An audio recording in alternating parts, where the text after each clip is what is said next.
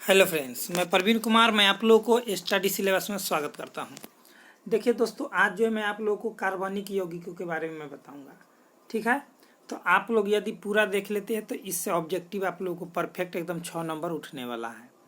तो सबसे पहले नंबर बात में कार्बनिक यौगिकों को स्टार्ट करने से पहले मैं बताना चाहता हूँ, यहाँ पर ध्यान दीजिए। पहले इसको हम लोग थोड़ा सा देख लेते हैं, ज़्यादा डीपली हो गया है, थोड़ा और छोटा कर लेते हैं, थोड़ा और। चलिए, ओके है। अब ध्यान दीजिए इस तरफ, मैं जो बताने जा रहा हूँ उस तरफ। दोस्तों, आप लोगों को मैं जो भी बताऊंगा एकदम आप लोगों को माइंड में क्लियर हो जाएगा। तो दोस्तों, यदि आप लोग पूरा देखते हैं तो समझिए एकदम क्लियर है। तो चलिए फटाफट स्टार्ट कर देते हैं। सबसे पहले नंबर बात देखिए, कार्बनिक यौगिक। तो कार्बन एवं उनके यौगिक, कार्बन एवं उनके यौगिकों के अध्ययन को कार्बनिक यौगिक कहते हैं। और हाइड्रोकार्बन दो प्रकार के होते हैं। कितने प्रकार के होते हैं हाइड्रोकार्बन? दो प्रकार के होते हैं हाइड्रोकार्बन। ठीक है, तो हाइड्रोकार्बन दो प्रकार के होते हैं, एक होते हैं संतृप्त, एक होते हैं असंतृप्त।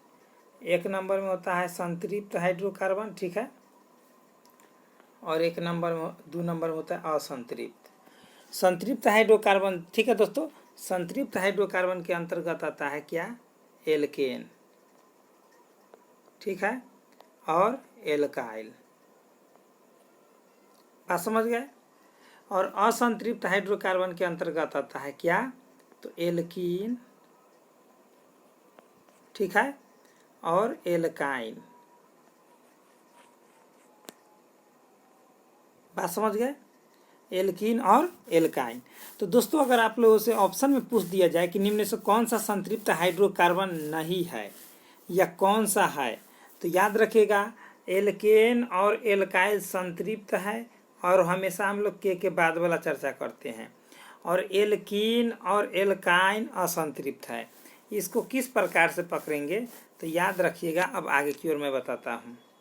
चलिए, सबसे पहले अब एल्केन का चर्चा कर देते हैं, के बाद ANE। तो इसका फार्मूला आता है CnH2n+2, ठीक है, और एल्काइल, ठीक है, एल्काइल का होता है CnH2n+1।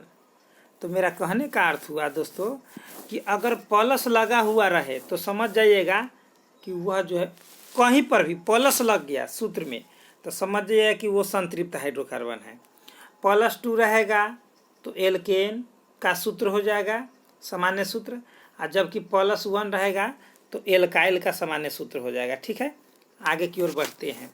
और एक और बात, ये दोनों के बीच में मतलब संतृप्त हाइड्रोकार्बन यानी कि एल्केन और एल्काइल के 2 कार्बन परमाणुओं के बीच सिंगल बॉन्ड होता है। कितना होता है? Single bond. ठीक है, अब आगे की ओर बढ़ते हैं। जो भी आप लोगों को मैं बताऊंगा एकदम क्लियर बताऊंगा। अब ध्यान दीजिए, आप लोग ध्यान दीजिएगा। असंतृप्त हाइड्रोकार्बन 2 प्रकार का होता था, एल्कीन जिसका सूत्र होता है CnH2n, ठीक है, और एक होता है एल्काइन, के हमेशा बाद वाला, ठीक है, ये एल्कीन था, ये एल्काइन था। तो एल्कीन का जो है ध्यान दीजिएगा, एल्कीन का CnH2n फार्मूला होता है, जबकि एल्काइन का होता है CnH2n-2। यानी कि यदि प्लस वाला रहे तो संतृप्त में, और प्लस छोड़ करके बाद बाकी सब हो गया असंतृप्त में। देखिए, इसमें प्लस लगा हुआ है तो नहीं, इसमें प्लस लगा हुआ है तो नहीं, कुछ भी रहे तो असंतृप्त में। ये पकड़ने का ट्रिक हुआ। जबकि एल्कीन में फार्मूला क्या आता है? CnH2n, यानी कि N जो रहेगा, ध्यान दीजिए, N जो रहेगा उसका 2 गुना हो जाएगा H।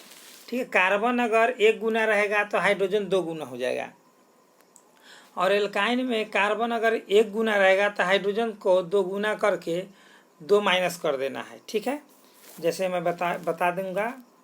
और एल्कीन के 2 कार्बन परमाणुओं के बीच में डबल बॉन्ड होता है, और एल्काइन के 2 कार्बन परमाणुओं के बीच में ट्रिपल बॉन्ड होता है।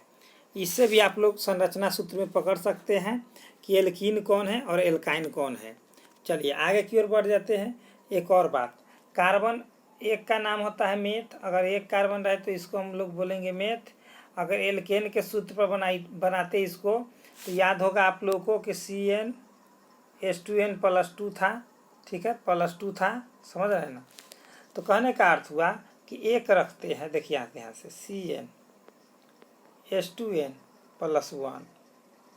तो अगर हम लोग यहाँ पर एक रखते हैं, एक रखेंगे यहाँ पर एक, तो यहाँ पर n का मान एक रखेंगे, यहाँ C1 है, एक रखेंगे तो 1 दूनाई के 2, यहाँ पर +2 है तो 1 दूनाई के 2 और 2 4, यानी कि कार्बन 4 हो जाएगा, सॉरी कार्बन 1 हाइड्रोजन 4 हो जाएगा। तो इसको हम लोग कहते हैं मेथेन, इसी को हम लोग कहते हैं बायोगैस, मेथेन, इसी को हम लोग कहेंगे।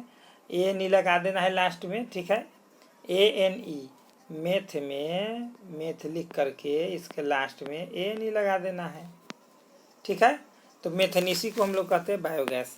आगे की ओर बढ़ते हैं, CnH2n+2, ये एल्केन का सूत्र होता है, ठीक है।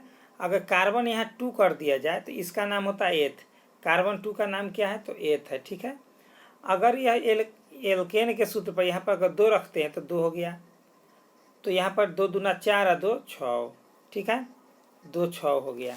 यानी कि कहने का अर्थ हुआ कि एल्केन का सूत्र पर यह टूटा है तो ANE लग जाएगा, तो इसका नाम हो गया एथेन, ठीक है, समझ गए। उसी प्रकार से C3 का नाम होता है प्रोप होता है। तो यहाँ पर यदि हम लोग 3 रखते हैं तो 3 दूना 6 और 2 8, 8 हो जाएगा, तो इसका नाम हो जाएगा प्रोपेन, ठीक है। इसी तरह से आप लोगों को मैं कार्बन 10 तक बताया था, याद कर लीजिएगा। C4 का नाम होता है ब्यूट, C5 का नाम होता है पेंट, C6 का नाम होता है हेक्स, ठीक है। और दोस्तों मैं एक और बात बताया था आप लोगों को, मैं खासकर 46 मिनट का वीडियो कार्बनिक यौगिकों का नामकरण मैं डाल चुका हूँ। वो 42 नंबर का अगर आप लोग देख लेते हैं तो आप लोगों को IUPAC नेम और कॉमन नेम में कहीं पर भी दिक्कत नहीं होगा। तो चलिए आगे की ओर हम लोग बढ़ जाते हैं। ध्यान दीजिएगा, देखिए मैं जो भी बताता हूँ क्लियर बताता हूँ, कहीं पर भी कन्फ्यूजन हो तो कमेंट बॉक्स में कमेंट करें। दोस्तों सबसे पहले नंबर बात मैं बताना चाहता हूँ आप लोगों को कि यहाँ पर ध्यान दीजिए C6 और H6, यह जो है बेंजीन का संरचना सूत्र होता है, बेंजीन का नक्शा ये होता है, ठीक है, ये हो गया। या इसको हम लोग इस प्रकार से भी लिख सकते हैं, ये भी बेंजीन हो गया। इस प्रकार के आप लोगों को अगर दे दिया जाए तो बेंजीन ही याद रखिएगा इसको, ठीक है। चलिए आगे की ओर बढ़ते हैं। अब ध्यान दीजिएगा मेरे भाई, आप लोग को एक और बात मैं बताने जा रहा हूँ। फंक्शनल ग्रुप, जैसे बॉन्ड OH रहे तो ये कौन सा क्रियात्मक समूह है तो अल्कोहल, ठीक है, याद करते चलिएगा। अल्कोहल कौन है, अल्कोहल। अगर बॉन्ड X रहे तो कौन है तो हैलाइड, कौन है तो हैलाइड, कौन है तो हैलाइड। बॉन्ड NH2 कौन सा है तो एमीन, कौन सा है तो एमीन, ठीक है, एमीन का क्रियात्मक समूह है। अगर आप लोगों को दे दिया जाए R बॉन्ड NH2 कितने डिग्री है तो 1 डिग्री, यदि दे दिया जाए R2 NH कितने डिग्री है तो जितने R बढ़ेंगे उतना डिग्री हो जाएगा, तो 2 डिग्री। फिर कहेगा R3N तो क्या हो गया 3 डिग्री एमीन, पकड़ में आ गया। 1 रहे तो 1 डिग्री, 2 रहे तो 2 डिग्री और 3 रहे तो 3 डिग्री। अब ध्यान दीजिए, इधर आप लोगों को मैं बताने जा रहा हूँ उसके बाद, तो एमीन भी आप लोग समझ गए। अब ध्यान दीजिएगा आप लोग एक और बात कि ये कौन सा ग्रुप है तो कार्बोक्सिलिक, ठीक है, कार्बोक्सिलिक समूह है। यह कौन सा ग्रुप है तो यहाँ पर तो ये एस्टर, ठीक है, कौन सा समूह है तो एस्टर समूह है, कौन सा समूह है तो एस्टर समूह है, ठीक है। अब इस तरफ ध्यान दीजिए, ध्यान दीजिएगा। अब जो है आप लोगों को मैं एक और बात बता देता हूँ दोस्तों कि फंक्शनल ग्रुप याद करने का एक ही तरीका है कि उसको जो है इस तरह से देखिए, इस तरह से अगर आप लोग को दे दिया जाए तो ये कीटोन है, या आप लोग को इस तरह से भी दे सकता है, या आप लोग को यही क्वेश्चन इस तरह से भी दे सकता है, तो यह भी कीटोन है, ठीक है। सभी कीटोन का ही नक्शा है, या इस तरह से भी दे देगा तो यह भी कीटोन है, ये सभी कीटोन का ही संरचना है। अब एक और क्वेश्चन होता है, इस तरह से दे देगा O और सिर्फ कार्बन नहीं रहेगा तो ये ईथर हो जाएगा, क्या हो जाएगा ईथर हो जाएगा, ईथर ग्रुप, ठीक है, बात समझ रहे हैं। अब जो है दोस्तों और एक और आप लोगों को दे देगा बॉन्ड CHO। यह कौन सा समूह है? तो एल्डिहाइड है। कौन सा समूह है? तो एल्डिहाइड है। कौन सा समूह है? तो एल्डिहाइड है। ठीक है, समझ गए एकदम। तो दोस्तों आप लोगों को मैं कुछ टॉपिक करा देता हूं, उसके बाद आप लोगों को मैं ऑब्जेक्टिव सेट मराऊंगा अभी तुरंत, जस्ट ये स्टार्ट करूंगा। तो चलिए फटाफट हम लोग स्टार्ट कर देते हैं। चलिए पहले कुछ हम लोग समझ लेते हैं कार्बन के बारे में, क्योंकि कार्बनिक यौगिकों का अध्ययन करना है। तो सबसे पहले नंबर बात मैं बताना चाहता हूं आप लोगों को क्या, कि कार्बन आवर्त सारणी के उपवर्ग 4 के ए यानी कि वर्ग 14 का सदस्य है। ठीक है, और वर्ग 14 के सदस्यों का तत्व को आप लोगों को मैं ट्रिक बता सकता हूँ। कार्तिक, शिव, गणेश, ठीक है जी, गणेश, 7 पीबी मतलब पार्वती, पीबी मतलब पार्वती। तो कार्बन, सिलिकॉन, जर्मेनियम, टीन और सीसा, ठीक है, ये सभी वर्ग 14 के तत्व है। ठीक है, बात समझ गए। और सिलिकॉन और जर्मेनियम जो है अर्धचालक है। क्या है? अर्धचालक, याद रखिएगा। चलिए आगे की ओर हम लोग बढ़ जाते हैं। वर्ग 14 के तत्वों का मैं अध्ययन कर दिया हूँ। कार्बन का इलेक्ट्रॉनिक विन्यास होता है 1s2 2s2 2p, ठीक है, 2p। बात समझ गए। अब आगे की ओर है कि कार्बन की संयोजकता 4 होता है, क्योंकि वर्ग 14 के है तो एकदम याद रखिए ना, यही 4 हो गया। कार्बन की संयोजकता 4 होता है। ठीक है, और कुछ और बात याद करा देता हूँ मैं। HONC एक ट्रिक याद रखिएगा। इसका 1 होता है संयोजकता, इसका 2 होता है, इसका 3 होता है, इसका 4 होता है। हॉन्क याद रहेगा ना, HONC हॉन्क, हॉन्क माने गौरी, HONC हॉन्क, हॉन्क माने गौरी। क्या हो जाएगा? हॉन्क माने गौरी। इसको कैसे याद रखिएगा? हॉन्क कैसे याद रखिएगा? तो हॉन्क करके इसको याद कर सकते हैं। HONC मतलब 1 2 3 4। नाइट्रोजन की संयोजकता पूछे तो 3, ठीक है, समझ गए। कितना भी घुमा करके पूछेगा तो 3 ही होगा। कार्बन की संयोजकता कितना भी घुमा करके पूछेगा तो 4 ही होगा। तो चलिए आगे की ओर बढ़ जाए मेरे प्यारे लाल। चलिए आगे की ओर देखिए क्या दे दिया है। कार्बन हमेशा सहसंयोजक यौगिक बनाता है। कौन सा यौगिक बनाता है? सहसंयोजक। ठीक है, कार्बन को एक सार्वभौमिक तत्व माना जाता है। कार्बन को एक सार्वभौमिक तत्व माना जाता है। तो कह देगा कि निम्न में कौन सा सार्वभौमिक तत्व है? तो कार्बन। कौन है? तो कार्बन। फिर उसके बाद है कार्बन के लगभग यौगिक प्राप्त होते हैं। कार्बन के लगभग यौगिक प्राप्त होते हैं मतलब अधिक से अधिक। कार्बन में श्रृंखलन का गुण सबसे अधिक पाया जाता है। दे देगा निम्न में से किस में श्रृंखलन गुण सबसे अधिक पाया जाता है? तो कार्बन में। किस में? तो कार्बन में। ठीक है मेरे भाई, बात समझ रहे हैं आप लोग? चलिए समझ रहे हैं। अब आगे की ओर हम लोग बढ़ते हैं। कार्बन के विभिन्न रूपों को जिनके रासायनिक गुणों में समानता लेकिन भौतिक गुणों में अंतर रहता है, कार्बन के अपरूप कहलाते हैं।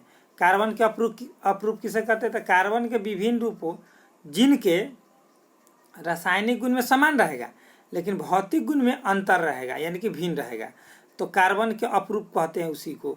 तो कार्बन के 2 अपरूप, मुख्य रूप से 2 अपरूप होता है, हीरा और ग्रेफाइट। जबकि हीरा में धारा प्रवाहित नहीं होता है लेकिन ग्रेफाइट में होता है। ग्रेफाइट अपवाद में है। हीरा का अपवर्तनांक उच्च होता है। हीरा विद्युत का कुचालक होता है, जबकि कार्बन यानी कि ग्रेफाइट विद्युत का सुचालक होता है। ठीक है, कार्बन एवं उनके यौगिक हमारे ईंधन के रूप में प्रमुख होते हैं। ठीक है, ईंधन मतलब जलावन के रूप में, जैसे मेथन गैस हो गया, गोबर में पाया जाता है।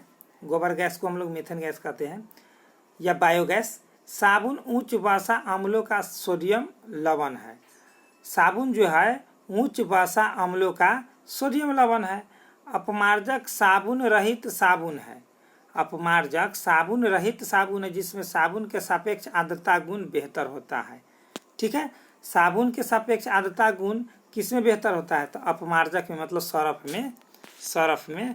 चलिए 1 नंबर से अब शुरू कर देते हैं मेरे भाई। चलिए देखिए, मैं ज़्यादा टाइम नहीं खींचता हूँ, दे दनादन अब कर देना है। अब एक और बात मैं बताना चाहता हूँ आप लोग को, ऑब्जेक्टिव में इस तरह से दे दिया जाए, ध्यान दीजिएगा। कुछ बात जो है ना मेरे भाई, छोटे भाई, आप लोगों को मैं बताऊंगा। इस तरह से OH दे दिया जाए आप लोगों को, OH, यहाँ पर OIH, तो इसको आप लोग याद रखिएगा, फिनॉल। क्या याद रखिएगा? फिनॉल। क्या याद रखिएगा? फिनॉल। इसका नाम क्या हो जाएगा? फिनॉल।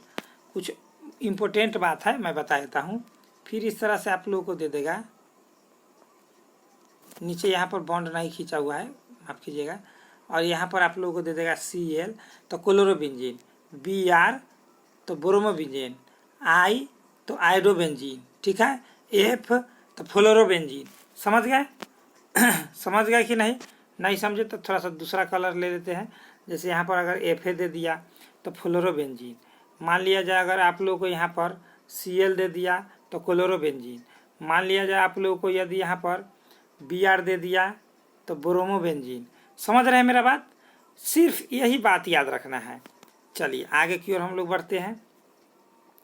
अब मेरा कहने का अर्थ है मेरे भाई कि यदि इसी नक्शा को इस तरह से दे दिया जाए तो ये भी तो बेंजीन है, थोड़ा देर पहले मैं बताया था, और इसमें NH2 लगा दिया जाए तो इसका नाम एमिनो बेंजीन या एनिलीन भी कहते हैं। एमिनो बेंजीन या एनिलीन भी इसको हम लोग कहते हैं, ठीक है। एक और नक्शा मैं बनाता हूँ, उसको ध्यान में रखिएगा। बेंजीने है, इसमें रहेगा COOH, ध्यान दीजिए COOH। माफ़ी चाहता हूँ, थोड़ा सा उधर ज़्यादा खिसक गया था, इसको ऐसे ही कर देते हो, कोई दिक्कत नहीं है। COOH, तो इसको हम लोग कहते हैं बेंजोइक एसिड। क्या कहते हैं? बेंजोइक एसिड या कार्बोक्सी, ठीक है, कार्बोक्सिलिक बेंजीन, ठीक है, या कार्ब, ठीक है, कार्बोक्सी बेंजीन हम लोग इसको कह सकते हैं। चलिए आगे की ओर बढ़ जाते हैं। 1 नंबर से हम लोग स्टार्ट करते हैं क्वेश्चन। बायोगैस मुख्यतः होता है तो कौन होता है? थोड़ा देर पहले मैं आप लोग को बताया था। चलिए कलर चेंज कर लेते हैं, इसमें क्या कर ले। चलिए ग्रीन कलर कर लेते हैं। हाँ, तो मीथेन गैस को बायोगैस कहते हैं। मैं थोड़ा देर पहले बताया था। कौन जीवाश्म ईंधन नहीं है? प्राकृतिक गैस नहीं है, कि पेट्रोलियम नहीं है, कि कोयला नहीं है, कि लकड़ी नहीं है।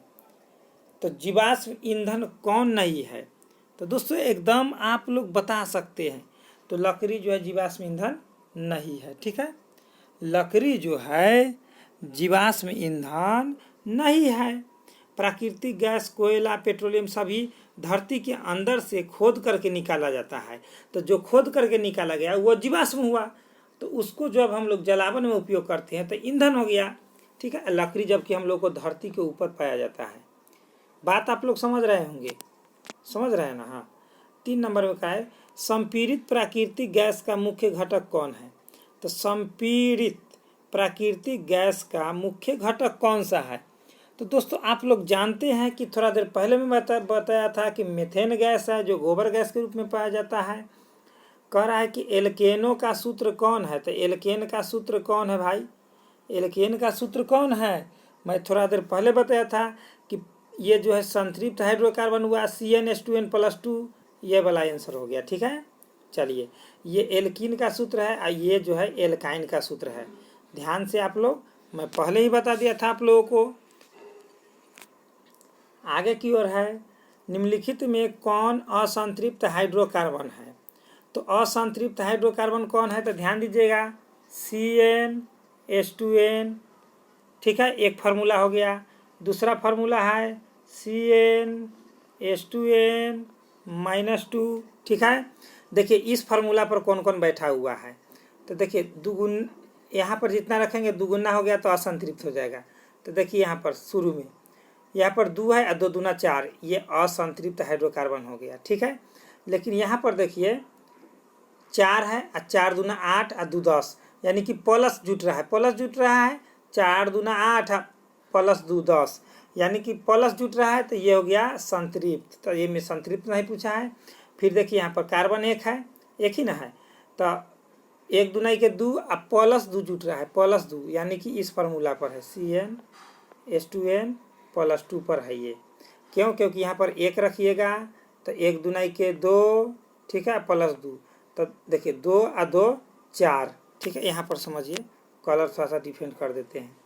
यहाँ पर ध्यान दीजिएगा, यहाँ पर जब 1 रखे, यहाँ पर 2 रखे, n का मान 2 रखिएगा, प्लस 2 कीजिएगा तो 2 2 4, 2 दूना के 4 हो जाएगा। समझ रहे हैं? सॉरी, यहाँ पर 1 रखना है, 1 रखिएगा तो 1 दूना के 2 और 2 4, यानी कि देख रहे हैं यहाँ पर CH4 है, तो ये जो है संतृप्त हो गया। ठीक है, बात समझ रहे हैं, संतृप्त हो गया। इसमें बताया था ये भी संतृप्त हो गया, ये भी संतृप्त। 6 दूना 12 और 2 14, यानी कि दुगुना करके 2 जुटे या 1 जुटे तो संतृप्त में चला जाएगा। और दुगुने का मतलब रह जाए या दुगुना में से 2 माइनस हो जाए तो उसको हम लोग असंतृप्त कहेंगे। जैसे मान लिया जाए यहाँ पर C2 और H2 दे देता तो क्या होता है, इसका दुगुना करके और 2 घटाया हुआ है तो असंतृप्त में चला जाएगा, जो एल्काइन का सूत्र में चला जाएगा। क्या चीज़ है, एल्काइन का। आगे की ओर बढ़ते हैं, देखिए किस हाइड्रोकार्बन में द्विबंध है, तो द्विबंध क्या मैं बताया था कि असंतृप्त में होता है लेकिन एल्कीन के सूत्र में। तो इस सूत्र पर जो बैठा हुआ होगा उसी में द्विबंध होगा। तो ध्यान से देखिए, ये तो है नहीं क्योंकि 1 दूना के 2 और 2 4, यानी कि ये संतृप्त है तो ये होगा नहीं। फिर देखिए 4 दूना के 8 और 2 10, ये भी होगा नहीं क्योंकि संतृप्त हो गया। फिर देखिए यहाँ पर 2 दूना के 4, तो 2 दूना के 4 यानी कि एल्कीन का सूत्र यही है, इसी में डबल बॉन्ड पाया जाता है, तो ऑप्शन नंबर डी। और जबकि अभी मैं बताया था कि ये एल्काइन का है, इसमें ट्रिपल बॉन्ड पाया जाएगा, इसमें जो है इसमें ट्रिपल बॉन्ड और इसमें डबल बॉन्ड। ठीक है, दोगुना करके दोगुना पर रह गया, अगर कोई भी कार्बन जितना है उसे दुगुना रह गया तो उसमें डबल बॉन्ड होगा, और दुगुना में से 2 घट गया तो वो हो गया ट्रिपल बॉन्ड। ठीक है, 1 2 ट्रिपल बॉन्ड 2 कार्बन परमाणुओं के बीच। ठीक है, बात समझ गए। चलिए आगे की ओर बढ़ते हैं। 7 नंबर का निम्न में से कौन संतृप्त हाइड्रोकार्बन है, तो प्रोपेन हो गया संतृप्त हाइड्रोकार्बन। मैं बताया था कि एल्केन यानी कि प्रोपेन। ठीक है, चलिए निम्न में कौन युग्म समावयवी है। समावयवी मतलब होता है मेरे भाई कि उसी के आकार के रूप में सजाया हुआ। तो सबसे पहले नंबर बात मैं बताता हूँ कि संरचना में उतना ही कार्बन, उतना ही हाइड्रोजन, उतना ही ऑक्सीजन, उतना ही क्लोरीन, उतना ही ब्रोमीन दोनों में पाया गया तो वो समावयवता होता है। तो देखिए इसमें कार्बन कितना है, 2 है, इसमें कितना है, 6 है, तो ये तो होगा नहीं। इसमें देखिए 4 है, इसमें भी 4 है, लेकिन इसमें हाइड्रोजन कितना है, 5, इसमें है 10, तो ये भी नहीं होगा क्योंकि समान रूप में नहीं है। अब देखिए C नंबर में कार्बन 2 है, तो इस तरफ भी देखते हैं 1 कार्बन और 1 कार्बन, 2 कार्बन हो गया। कितने कार्बन, कलर चेंज कर देते हैं, 2 कार्बन हो गया। इसमें देखिए हाइड्रोजन 5 है और हाइड्रोजन 5 और 1 6 हो गया। इधर भी देखिए 3 और 3 6 हो गया। अब हम लोग कलर थोड़ा सा चेंज कर लेते हैं। ऑक्सीजन देखिए इसमें और इसमें 1 है, यानी कि ऑप्शन नंबर सी हो जाएगा।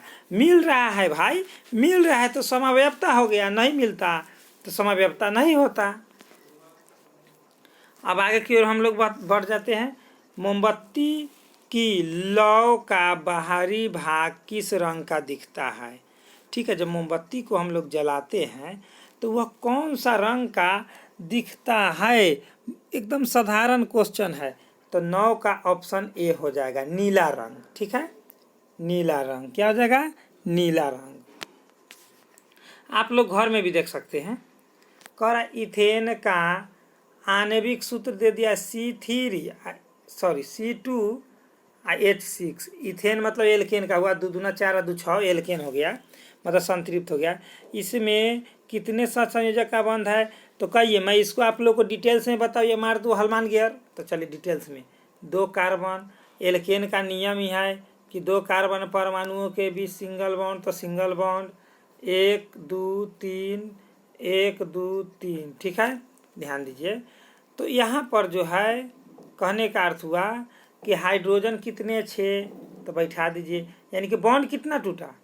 अरे भैया बॉन्ड कितना टूटा देखिए ना हाइड्रोजन, तो देखिए 1 2 3 4 5 6 ना, सॉरी एक ये 7 छूट गया है। देखिए फिर से मैं काउंट कर देता हूँ रेड कलर से, 1 बॉन्ड, 2 बॉन्ड और ये नीचे वाला 3 बॉन्ड, ये एक 4 बॉन्ड, ये एक 5, ये 6, फिर इधर नीचे वाला 7। आप लोग गिनती कर सकते हैं। तो इसमें कितने हो जाएंगे, 10 का करेक्ट आंसर क्या हो गया दोस्तों, तो 7 सहसंयोजक आबंध हो गया। ठीक है, मैं तोड़ करके आप लोगों को बता दिया हूँ। अब कह रहा है कि ब्यूटेनॉन चतुः कार्बन यौगिक है। ठीक है, जिसका प्रक्रियात्मक समूह है तो ब्यूटेनॉन यानी कि वन मतलब कीटोन, वन मतलब कीटोन, लिख करके देखिए कीटोन तो वन, कीटोन तो वन, तो नॉन यानी कि वन यानी कीटोन यानी कि वन, ठीक है, कीटोन हो जाएगा, ठीक है। ब्यूटेनॉन में, ब्यूटेनॉन का अगर आप लोग कहिएगा तो मैं संरचना भी लिख सकता हूँ, चलिए लिख ही देता हूँ ब्यूटेनॉन। तो ध्यान दीजिएगा आप लोग कि CH3, ठीक है, इस प्रकार से आप लोग तोड़ सकते हैं। तो देखिए 1 2 और 2 4 ब्यूटेनॉन हो गया, ठीक है। चलिए आगे की ओर बढ़ जाते हैं। कह रहा है हाइड्रोकार्बन कौन है, तो कौन हाइड्रोकार्बन है मेरे भाई, तो ध्यान दीजिएगा अगला ऑप्शन भी तैयार रहिएगा अगला ऑप्शन के लिए, ठीक है। तो आगे की ओर ऑप्शन क्या है सो ध्यान दीजिए। तो इसमें हाइड्रोकार्बन यानी कि हाइड्रोजन और कार्बन किस में है, तो इसी में है, तो यही हो गया C6H12, ठीक है। और यहीं पर अगर O6 भी लगा देता तो ग्लूकोज का सूत्र हो जाता है, बात समझते हैं ना। हाँ तो चलिए ऐसे ही मैं लगा दिया हूँ लेकिन वो सूत्र है।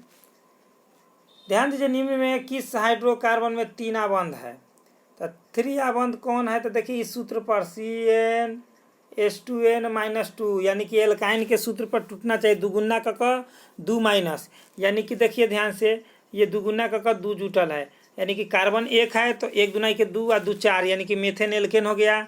ये 2 दूना 4 और 2 6 यानी कि एथेन, एथेन यानी एल्केन हो गया। ये हो गया 3 दूना 6 और 2 घट गया यानी कि ऑप्शन नंबर ये हो जाएगा, ठीक है। बात समझ गए आप लोग, समझ गए ना। चलिए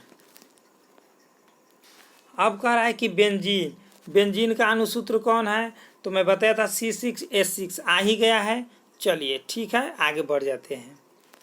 N2 अणु में नाइट्रोजन परमाणु के बीच कितने सहसंयोजक बंध है, तो मैं बताया था मेरे प्यारे दोस्तों कितना हो जाएगा, तो 3 हो जाएगा, मैं बताया था ना HONC याद रखिएगा, ठीक है। इस वीडियो को आप लोग दोस्तों, हम जानते हैं कि बहुत सारे लोग शेयर नहीं करते होंगे और लाइक भी नहीं करते होंगे, लेकिन आप लोगों से रिक्वेस्ट है जो भी ISC और 10th क्लास के स्टूडेंट हैं उन्हें ज़रूर शेयर करें, और कॉम्पिटिटिव एग्ज़ाम के लिए भी ये इम्पोर्टेंट है, ऐसे कोई भी नहीं बताएगा आप लोगों को तोड़कर केमिस्ट्री में।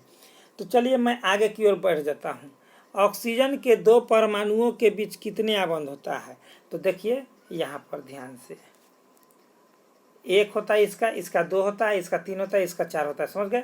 तो 2 हो गया ऑप्शन नंबर 2। अरे मैं बताया था आप लोगों को, प्यारे लाल एकदम टीके पर बता दिया था, हॉन्क याद रखिए ना, मार दीजिए कुछ भी कहे। मेथेन में कितने सहसंयोजक बंध है, तो मैं बताया था ना कि मेथेन का होता है CH4 यानी कि कार्बन के कितना होता है, तो 4 होता है, मार दीजिए किधर है भैया, ये है, ठीक है। हाँ अरे भाई आप लोग होशियार न है। इथाइल अल्कोहल यानी कि मैं क्या बताया था कि एथ कहे तो कार्बन 2, और अल्कोहल समूह कौन है, तो OH है, तो कार्बन 2 कह रहा है। इथाइल यानी कि अल्काइल, तो देखिए इस सूत्र पर बैठना चाहिए CnH2n+1, ठीक है। तो देखिए +1 पर कौन है, यहाँ पर 2, यहाँ पर 2 रहेगा तो यहाँ 2 दूना 4 1 5 होना चाहिए, तो 2 दूना 4 1 5 और OH अल्कोहल, ठीक है। ऑप्शन नंबर यही हो जाएगा, बात समझ गए। ये मिथाइल अल्कोहल का सूत्र है, ठीक है। ये मिथाइल अल्कोहल का सूत्र, ये सूत्र गलत लिखा हुआ है, ये भी सूत्र गलत लिखा हुआ है, समझ रहे हैं मेरा बात। चलिए आगे की ओर बढ़ जाते हैं। मिथाइल अल्कोहल को हम लोग वुड अल्कोहल भी कहते हैं या कार्बिनॉल भी कहते हैं, ठीक है इसको। अब आगे की ओर बढ़ते हैं, क्या है, इथाइल अल्कोहल का पर्यात्मक समूह कौन है, तो एल्कोहल है भाई, OH है, अल्कोहल है भाई, पढ़ा हुआ है भैया, गर्दा उड़ाइए आप। अब कह रहा है एल्डिहाइड का फंक्शनल ग्रुप कौन है, तो यही ना है भैया, पढ़े थे ना, एल्डिहाइड, सॉरी CHO दे दिया, एल्डिहाइड मार देना है। कार्बोक्सिलिक कहता था COOH मारते, ये वाला कार्बोक्सिलिक का हो जाता है, ये वाला सॉरी में दे दिया है कार्बोनिल यानी कि कीटोन, मैं बताया था ना कि ये कीटोन है, ये एल्डिहाइड है, ये कार्बोक्सिलिक है, और ये जो है आप लोग को एसिड हाइलाइड है, क्या है, एसिड क्लोराइड, एसिड क्लोराइड या एसिड हाइलाइड इसको बोलेंगे। फिर से ये एल्डिहाइड, ये कीटोन, ठीक है, ये एल्डिहाइड, ये कीटोन, ये कार्बोक्सिलिक, ये एसिड हाइलाइड। अब OH कौन है, तो भैया अल्कोहल है, पढ़वे किए हैं। CHO कौन है, COOH, तो कार्बोक्सिलिक है, पढ़वे किए हैं। ये सब में तो मैं देरी नहीं करूँगा। 24 का जल के अणु में हाइड्रोजन एवं ऑक्सीजन की परमाणुओं का अनुपात, तो देखिए H2O होता है, तो हाइड्रोजन 2 है, अनुपात ऑक्सीजन 1 है, तो 2:1। ठीक है, आप लोगों को कैसा लगा यह सेशन अगर अच्छा लगा हो तो मेरे भाई एक लाइक तो जरूर बनता है और एक कमेंट भी बनता है। कमेंट कीजिए, मैं नेक्स्ट वीडियो फिर मैं ला रहा हूँ एकदम दे दनादन तररम करके। तो दोस्तों यदि आप लोगों को ये अच्छा लगा हो तो बेस्ट लगा हो तो एक शेयर भी बनता है, और अपने फ़ायदे के लिए एकदम रेगुलर क्लास करने के लिए जैसे ही मैं वीडियो अपलोड करता हूँ तो नोटिफिकेशन पहुँचेगा। कैसे पहुँचेगा, तो सब्सक्राइब बेल आइकन दबाइएगा तब ना। चलिए, तो दोस्तों आप लोग इतना देख लिए हैं तो जरूर आप लोग को 5 या 6 नंबर उठ जाएगा। तो चलिए, उठाने का उठने का नहीं, समझते हैं ना। हाँ, तो चलिए दोस्तों इतना ही पर। जय हिंद, जय भारत।